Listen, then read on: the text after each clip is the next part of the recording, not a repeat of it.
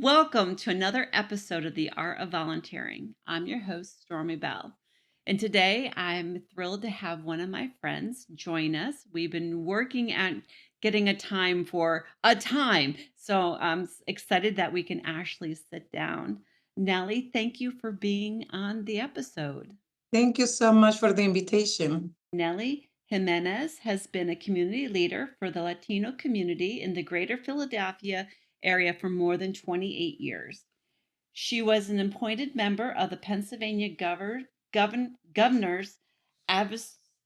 Advisory Commission on Latino Affairs.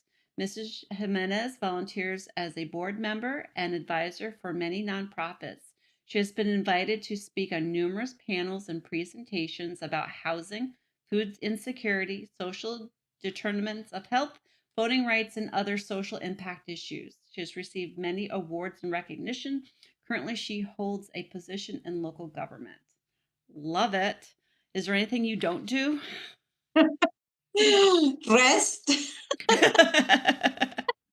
Very cool. Well, I'm not even sure where to begin. You have been a force in the greater Philadelphia area for such a long time.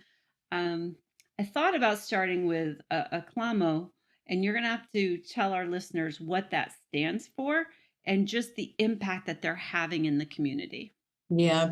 So thank you so much again, Stormy, for having me. I'm very excited to be here today. And I feel like my art of volunteering started since I was a child with my family, right? A life of service, like I put in my LinkedIn, because for me is I have the two best parents anybody can have, and that's how I learned how to serve others, right? Which is the heart of anyone who volunteers.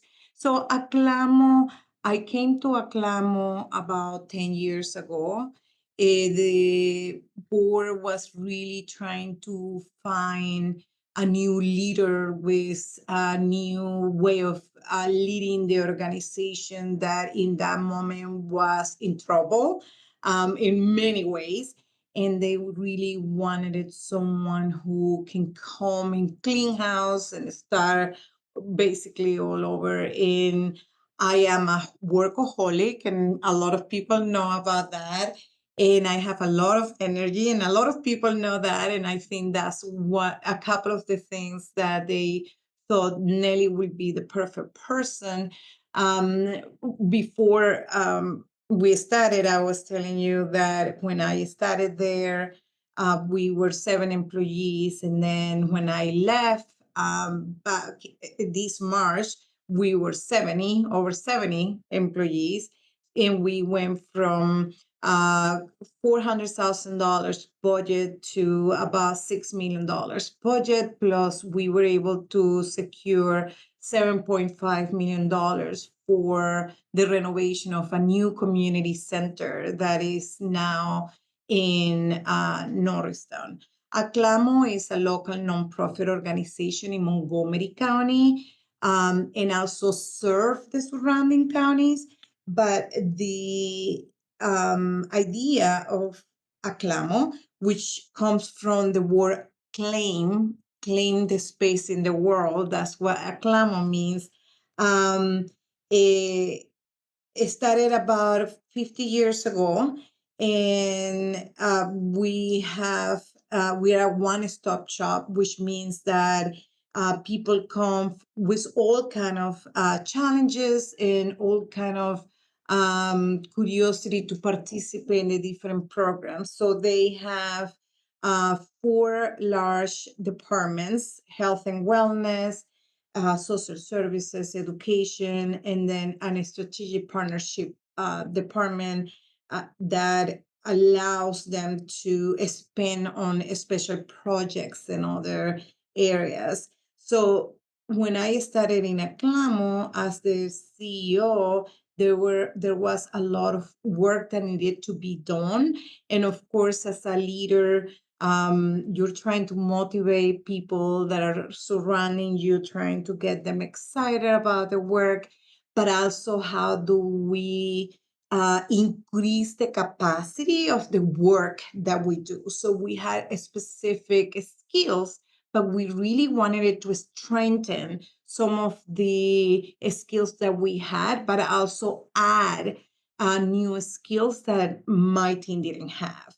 And we had some volunteers, but then we started to recruit more volunteers with different skills, with different views of the world, with different abilities. And we started to really work with different organizations, educational institutions like university, colleges, and we started to bring more and more volunteers to work with the children programs. We also needed volunteers that knew how to clean or how to, put the how to organize the office, how to paint an office, right? And that's how we started the work of recruiting volunteers with different abilities, skills, and bringing them on board.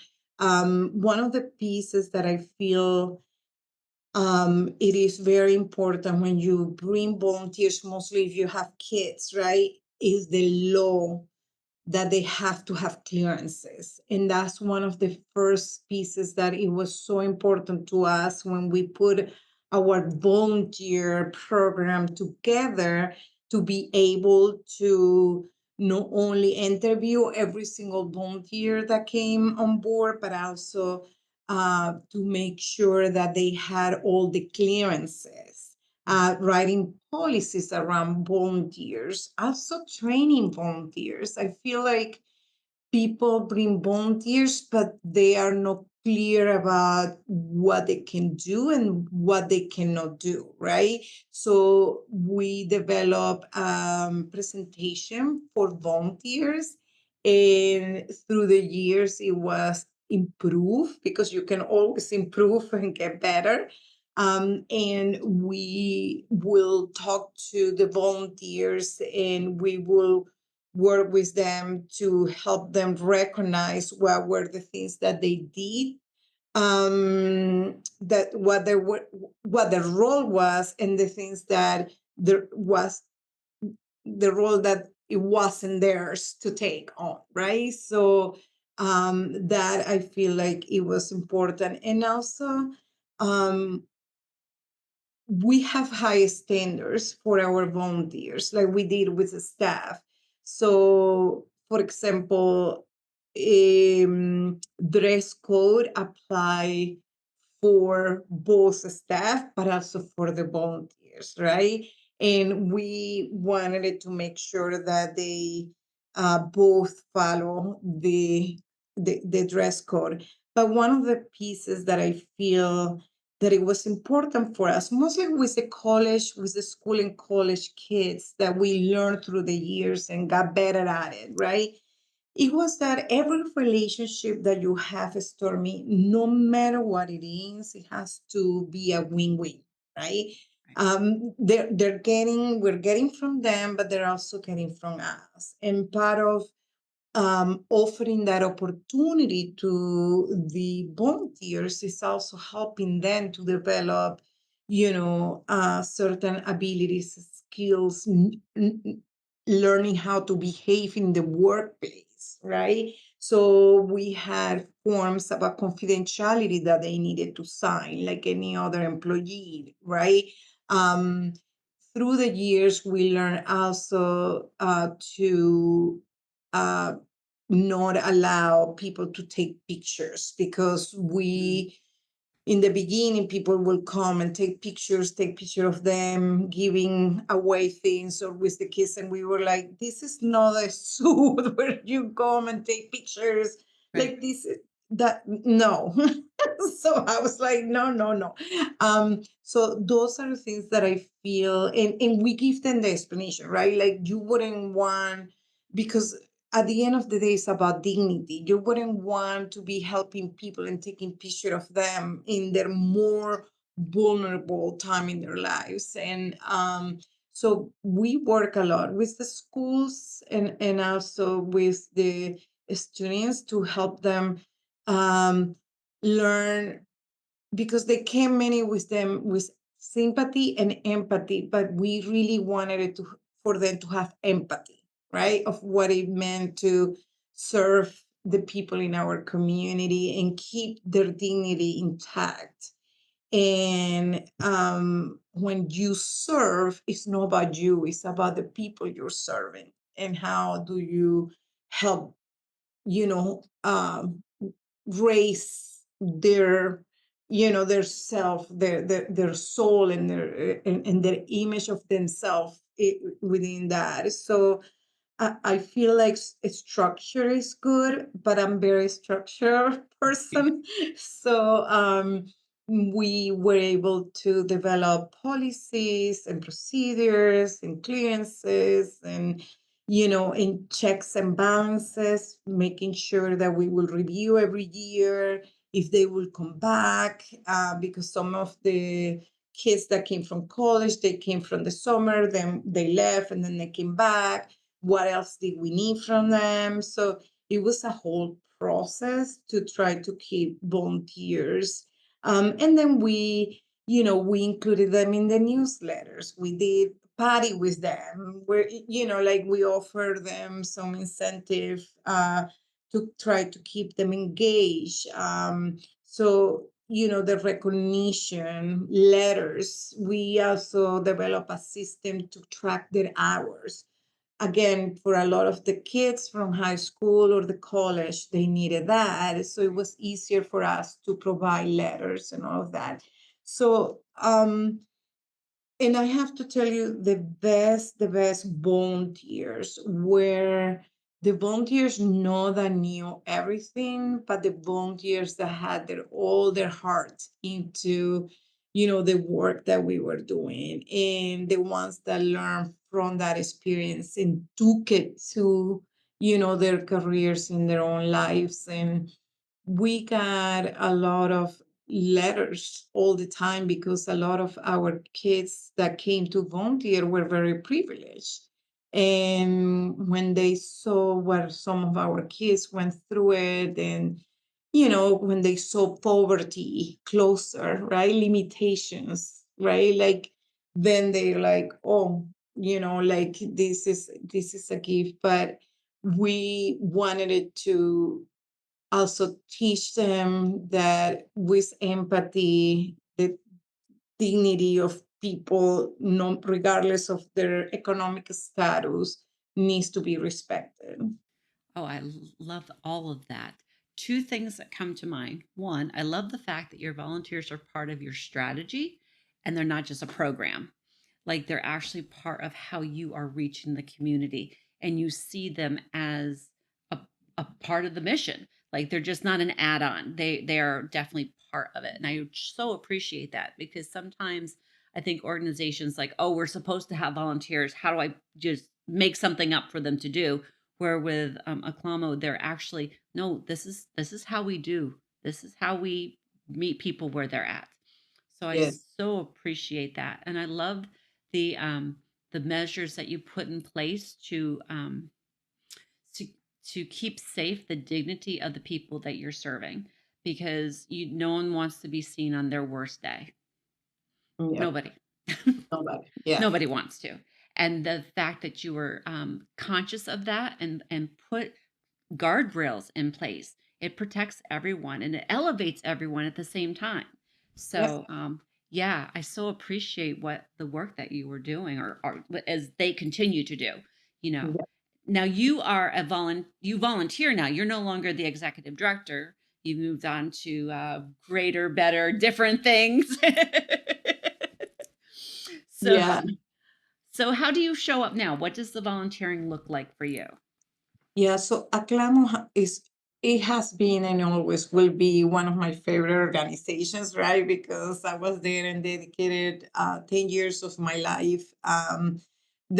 Some of the best 10 years of my life, right there. And this year I was appointed to a government position, and it wasn't an easy uh, decision, but I think part of the growth as a human being, as a person, and even as a professional, is sometimes to let go of things and giving the opportunity to for other people to come with new ideas and do what they need to do. But also for me, I wanted it to make a more systematic change that will impact more people, right? So in Aclamo, I was serving about 20,000 people, 25,000 people a year. Here, and I'm serving 100,000 people a year, right? So I think that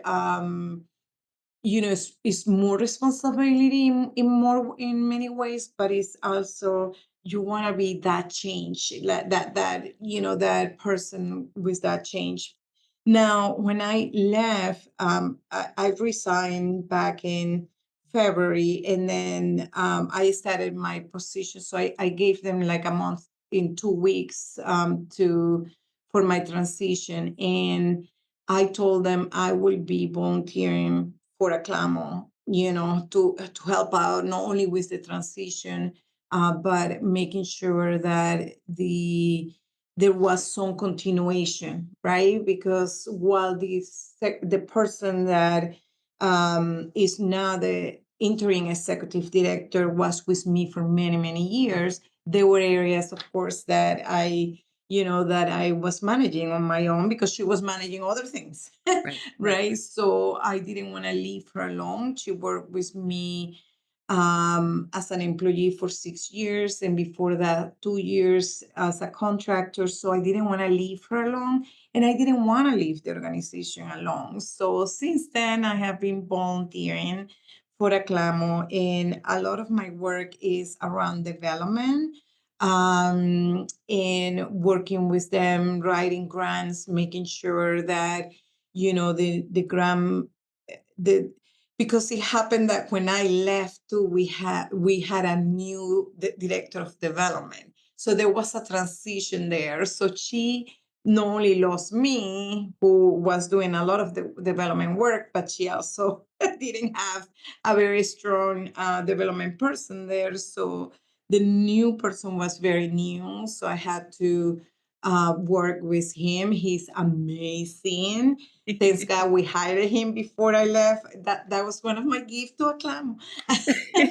He's amazing, but he's been doing a lot of work. But he was new, so I've been training him, meeting with him, checking on him, reviewing his grants, and also helping them with some invoicing, budgets.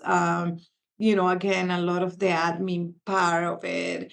And then when they have events, and I just stop by and and spend some time there. But that's my house. Some of the people that are there are some of the most amazing leaders and people that I love, that I have my team, my closest people, my direct reports. I think the person who was new and was this person, but all of them have worked with me for 4, 6, 8 years. So it was hard to let go of that. Yeah. Including the new interim executive director. So it was a change, but I feel that I have so much to give. Right now, the challenge, right, because I was the executive director, and Beatriz and me, the interim executive director, we laugh about this. That because I'm trying to help them. I also have my full-time job, right? So, but I do have a lot of energy, like I said, and I'm a workaholic.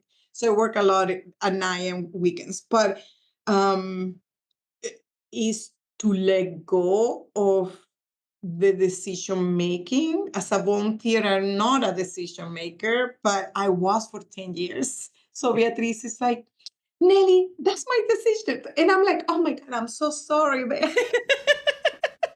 so we laugh about that because it's like, and I have an amazing relationship with her, right? So maybe with other people will be weird, but but it's one of those things that, um, being in an organization, I didn't want to be, because when executive directors leave and they stay and the transitions, sometimes it becomes unhealthy, Yeah.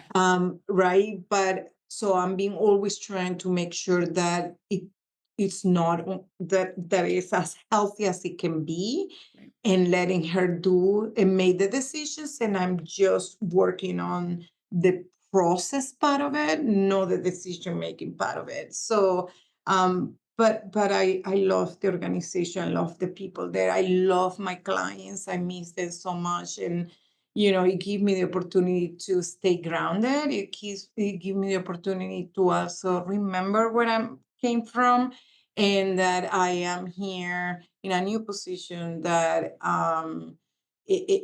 that that now I'm able to change the world for the better for them, right? And I want to keep connecting with that grassroots work that I have done for many years. Ah, that's awesome. Good job. And Thank I'm glad that you found a good balance with the interim ED and where you're at, because I agree that can get wonky. Messy. Yeah, where one, like, who do I actually listen to type thing if someone else is coming into the conversation. And the fact that you recognize that and are working with it, I think it's very really healthy from an outsider looking in. I would say that's very healthy for a CLAMO and setting it up for success for when they if that the interim becomes full ED, or if they hire someone else, that it's in a position for success. So, Yes. yeah, very cool. All right, let's switch gears a little bit. Let's talk about the Latino Professional Luncheon, which is how I met you. So, Yes. that is a tremendous network, not just in Chester County, but in like the whole greater Philadelphia area. Do you know how Yeah. many people are part of the group? Thousands, isn't it? We now have a little bit close to 800 members now. So Okay.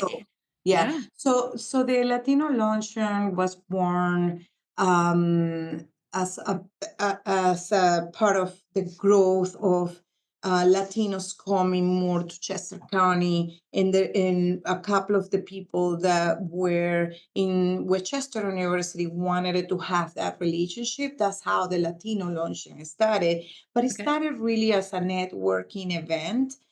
So the idea was to gather Latinos and non-Latinos in a lunch every month to talk about issues, to build relationships, support each other on everybody on our businesses, participate in each other's events. So we were doing that for many years, and then about probably 15 years ago, we were sitting one day and Dr. Ina Corbett came with one of her students, and she said, this student is about to graduate. He needed like, like I think it was $700 for finishing the credits and graduated from college, from Westchester University, and we passed the hat.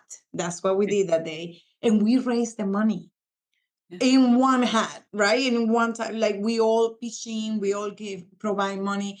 And that and we were able to send that money to Westchester on behalf of the student, and he graduated that semester. So we were very happy. After that, the Latino Lunch a scholarship program started, and that has been my baby since the moment we started. We got together. So the Latino Luncheon again is a networking a opportunity for, again, is Latino led, but it is everybody's welcome. If you are concerned, if you want to learn more about the culture, more about the people, more Latinos, you come and join us, right? And when we started the scholarship program, we were like, okay, what is going to look like? We wanted it. The five of us, we all have bachelor degrees. We all have very good jobs. That we all Latinos. We have two Puerto Ricans, two Venezuelans, and one person from Honduras. So the five of us, being Latinos and wanted to help other Latinos, that's how we established the Latino Luncheon professional scholarship. So what we did is that we partnered with Westchester University Foundation, so we could receive donations through the foundation, and we have our own account with with the university. So the money that comes donated to Westchester University, we can use for the scholarships. And then we, through the years, we then included Immaculata University because it's also in Chester County. And we decided to provide a couple of scholarships in Immaculata too. When we started the program, we talk about, so who's going to receive the scholarship. So we wanted it either immigrant children that are Latino or Latino descents, or children that were Latino or Latino descents. And we were really supporting kids that maybe didn't qualify for financial aid. We were helping kids that are DACA recipients, or we were just helping kids that are from low income families. So income was a very important key for the scholarships. They also have to have a GPA that it was more than 2.5. They also needed to be from Chester County. We have had a couple of kids that are not from Chester County, they're from Montgomery County, but most of our kids are from Chester County. They had to be graduated from high school. They also needed to be involved in any kind of either volunteer community service through their high school career. And we were really focusing on kids that were in the first or second year. The scholarships are 1,500, so it's not a large amount, but we knew through the work of Westchester University that a lot of kids drop in the first or second year because they don't have enough money to pay for books and materials, and the tuition is challenging. So with that, we divide the scholarship, so they receive about 750 every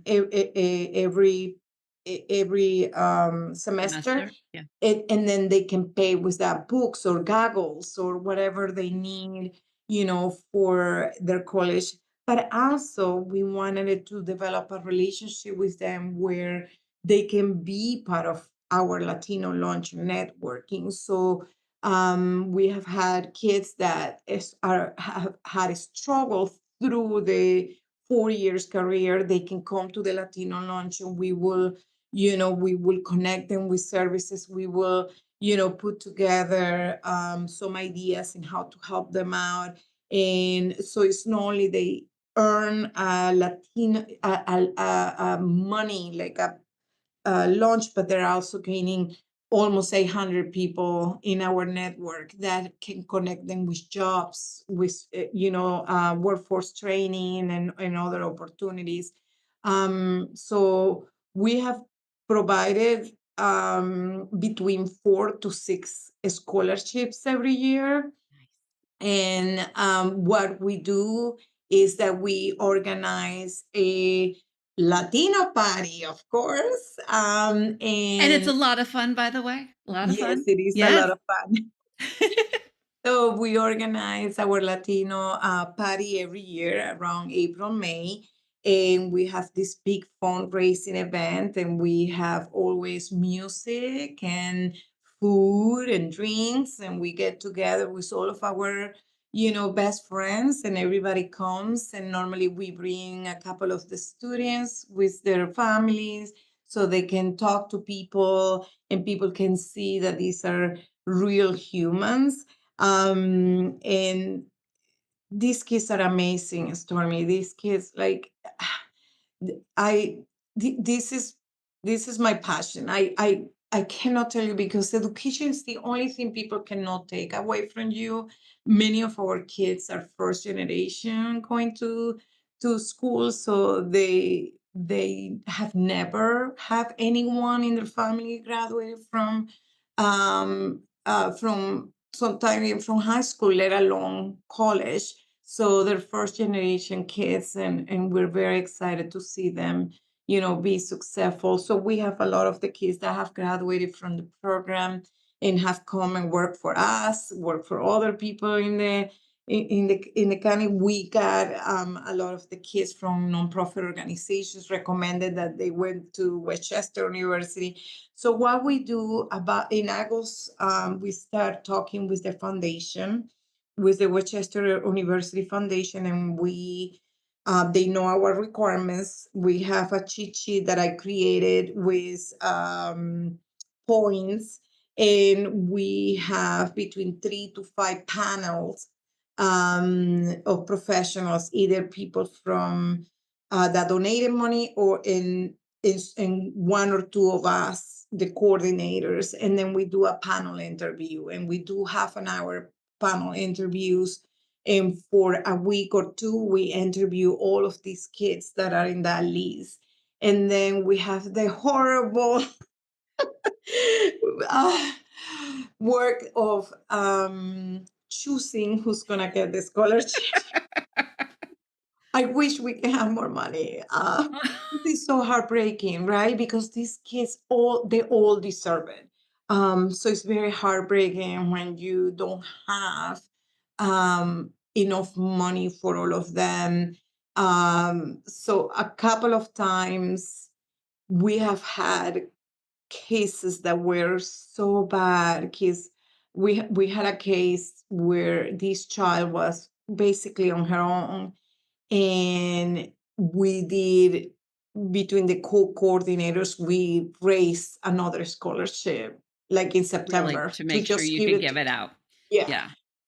so we had an extra one, because we were like, we cannot tell this girl no. Right? so Right. so um and I'm telling you, is some of my proudest moment, besides being a mom and have terrific family and children, and nieces and nephews and kids, and my own kids. But like giving the scholarship to these kids is the most amazing, and doing it with feeling, right? And doing it with your friends Mhm. that we have been together for 20 years, right? 25 years. And we have been able to do this and keep doing it, and secure that the next generation of Latinos are raised and are getting the education they need to break the cycle of poverty and put them in a better position, to be better off. Is proudest moments, and all of them are my kids. I tell them, you all are my kids. Oh my god. So it's very exciting. So after we go and do the interview, we choose them, and then Westchester University have an annual Latino conference, and Oh, we give the scholarships to the Latino kids during that event, and they are invited, and their families are invited, oh, so it's a so we really get to big deal. see, Like, it's a lot of celebration around it. yeah, we get to see the parents, we get to know their families, their stories, and it's just amazing. So it is really a very successful, and everything is volunteering, right? Like my 4 other friends and me, we volunteer to do the party, to organize the party, to bring the people, to organize the list, and to do the choosing of the kids, all of the interviews, like all of that is a volunteer work, but it's the best feeling in the world, and I wouldn't change it for, for all the money in the world. So That's awesome. All right, so you've kind of shared what the impact is with the Latino luncheon scholarships and for a Clamo. Um, you mentioned it a little bit earlier, but can you share about your volunteer journey? You said you started as a child, and your parents really mentored you that way. Can you just share, like, what was the first event or opportunity you had that comes to mind? The very first time that you realized you were volunteering? So I grew up in a family that service is part of who we are, right? And my parents are both professors, and they actually completed their master degree here in the States, in University of Pittsburgh, and they went back to Venezuela. And when they were here, I was a little kid, and then I had to go and live with my grandparents. But my parents had a career of serving others, serving kids, serving people. And my father was in politics, and he did a lot of work around outreach. And I remember being 5, 6 years old, and my father carrying me around, or my mom. And my mom was an activist, and they would bring me along. And I remember my father doing speeches, and I was like, yeah. So imagine me, 5, 6 years old, like, and I would see people and the reaction and the hope and the motivation. And I was like, always so amazed of the things. And then my parents, have always been such a great humans, and we're Catholic, and I think that my, being Christian, eh, good Christian, the Christian that love and accept everybody, right? And that's how I grew up, right? Respecting people's preference, people's, all kind of people. And I feel that's why my parents never asked anyone who they were, who they love, where they went, or where they go. Like, they just help people. And I feel like I was able to observe that. I was also the first child, right? So I was always with them. uh, and I feel I was able to observe that passion for helping others. And um, we have been so blessed, and I feel being thankful. And that's one of the things, Stormy, that I have teach my kids to be thankful, right? Like, thankful for all the blessings that we have. And because I feel like that makes a difference in my life with my parents. They were able to tell us, you are so have so much give, so much you need to give back. Right. This is for you to learn and to give back. You, like, keeping it for yourself is not good for humanity. You have to get it out. And I feel like that's part why I was able to develop this service to others, because I have been so blessed, even in my darkest times, because I have had some, you know, challenges like any other person. But even in my darkest times where I was struggling, I always thought how thankful, because I always have focus on the small things. And I think that has helped me. So when I go and volunteer, it's easier for me. It comes very naturally, because that's what I saw, right? And what I saw all my life. So, and I always tell people, I'm not perfect. I'm not near close to perfect, but I do want to help people. I do want to serve God the way that have no restrictions, because love shouldn't have restrictions. It doesn't matter what, right? So, uh, and I think my faith in have helped me, even when I become this bitter person about things that I can't understand from people. I try to refocus my attention to, there is light in every person. You just have to find it. Yes. I guess, and focus on that. but trying to be the best person that I was before, that I was yesterday, and try to work towards that, even when there are days that I'm very imperfect, that I want to be upset, that I want to, give back, but in hate or rejecting. I don't want to become that person because this person is happy, is content. I want to stay here. I don't want to give my power to other people. So, it's my parents. My parents are the best thing ever. That's awesome. But Yes. I don't I can't see you being bitter though. I just that doesn't like compute for me. Well, like I get upset like anybody Yeah, else. yeah, I understand. I'm frustrated, and sometimes I'm like, why people are I don't understand cruelty. I think that drives me. Yeah. Why do we have to be, why humans have to be so cruel? Why is the hate and that hurts my soul, So, right? yeah. Eh, but I don't want to become that person. So I try to, like refocus my energy. And I cry. Stormy, good cry is a good cry. Yes, that's true. Yes, that's very true. So I see my Hallmark movies that my husband always loves, and I cry, and then I feel much better. Yep.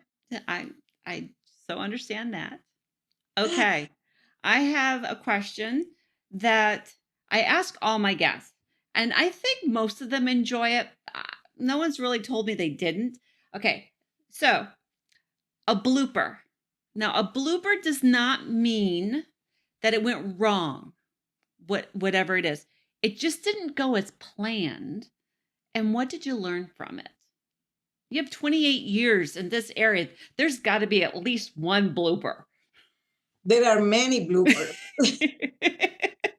And in 28 years, if people don't tell you that there are many bloopers, they're lying. But I think like any other, I take everything as an experience, right? Like that. And also many times, and I'm very structured person, Stormy. Like I like agendas. I like I like my structure. This is made me feel less anxiety, right? And stress. So because I'm that, from being my young self to now, I have learned that perfection doesn't exist, right?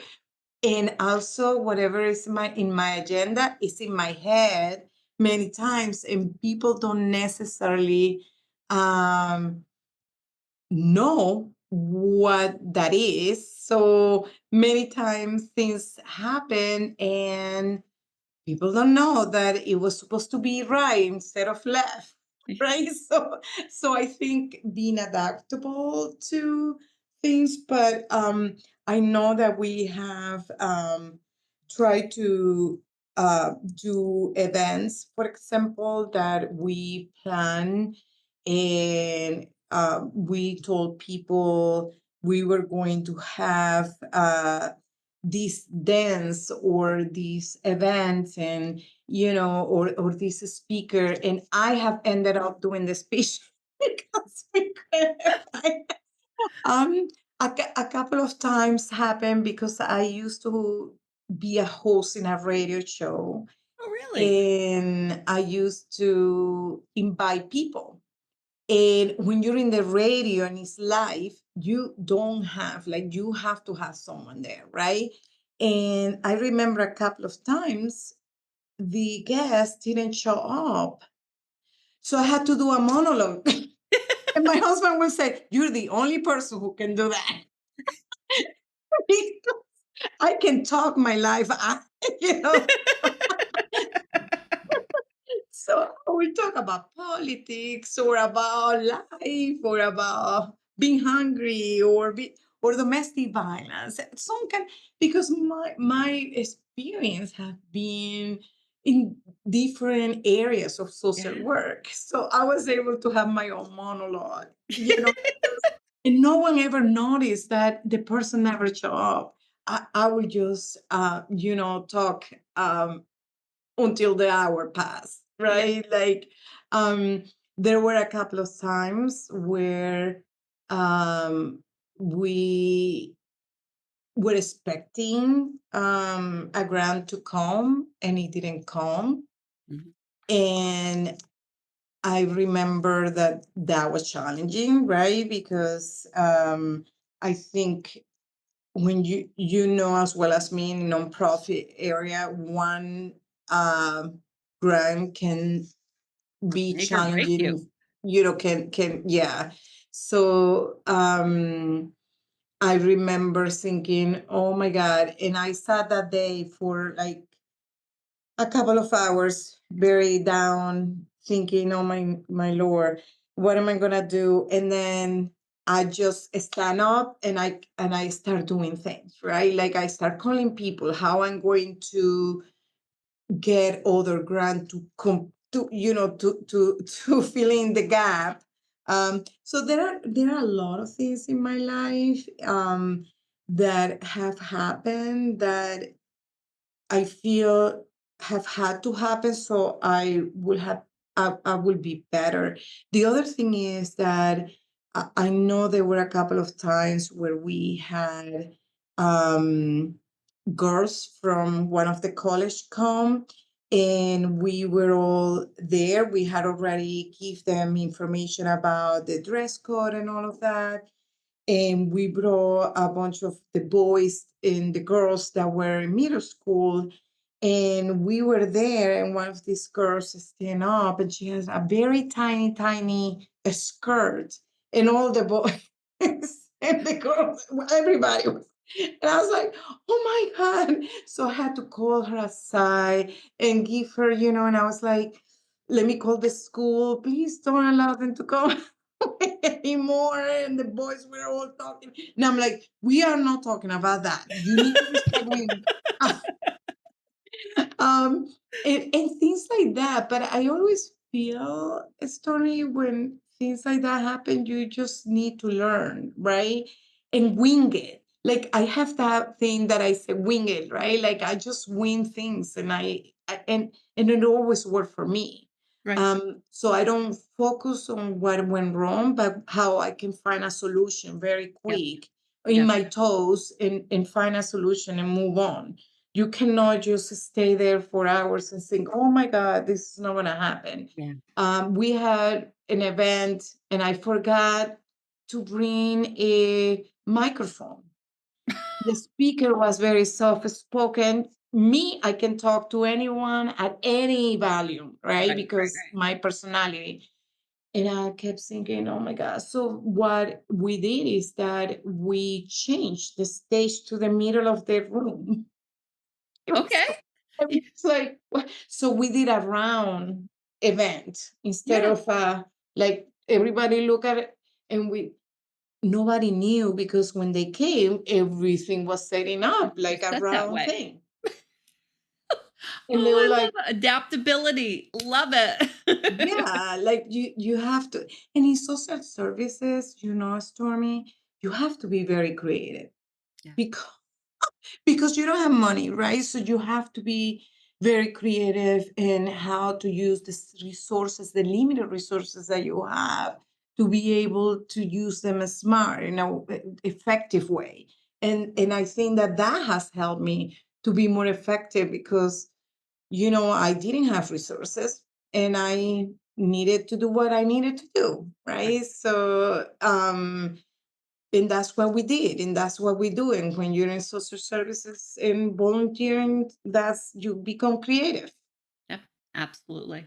Yeah. Okay, we are almost at the end of our conversation.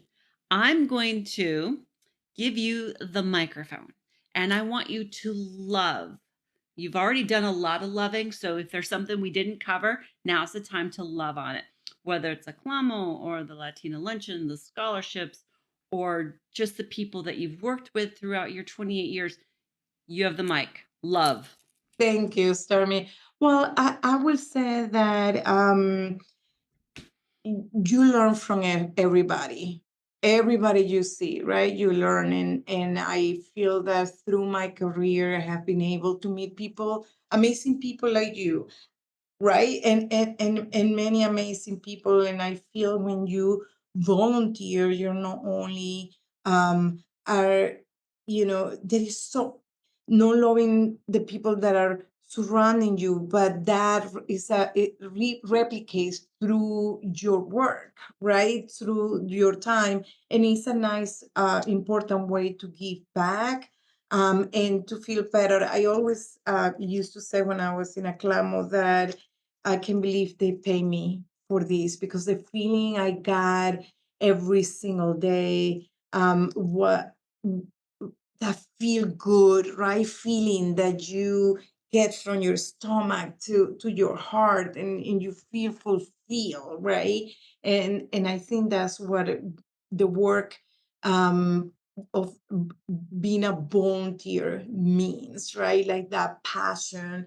And also, I feel like volunteering, no, because it's a volunteer, should be less high quality of your own self, right? So I give 100% to my job, but I also give 100% to the work I do as a volunteer, because it's about my name and who I am and who I want to be for others, and how I want to show up. So I love my Latino a scholarship program, because it provides me the opportunity to extend an opportunity for education to other Latino kids, and then Aclamo, the same, working with immigrants, with other people, because in Aclamo it's not only Latinos. We serve a very large group of other non-Latinos, and it provide me the opportunity to give back. And that's um, a very true feeling of giving to others without receiving anything back, and that's the true love that you're putting into the volunteer work that you do. Choose something that you're passionate about it, and then your heart will come out and people will notice. Absolutely. I totally agree with you. Well, thank you for being my guest today. I've enjoyed just spending time with you. Usually we're like, we say hello, we sit, we eat, we leave, where I actually got to enjoy a virtual cup of coffee. It was so Yes. nice, very nice. So, to my listeners who I know found value in our conversation today, and just feel the love and the passion for the people around you, and to for you to find something that you're passionate with, I ask that you rate, review, and share this episode with someone who would really enjoy hearing it, who would motivate them to do something for someone else. So, thank you for listening to The Art of Volunteering. I'll see you next time. Have a great day. Bye bye.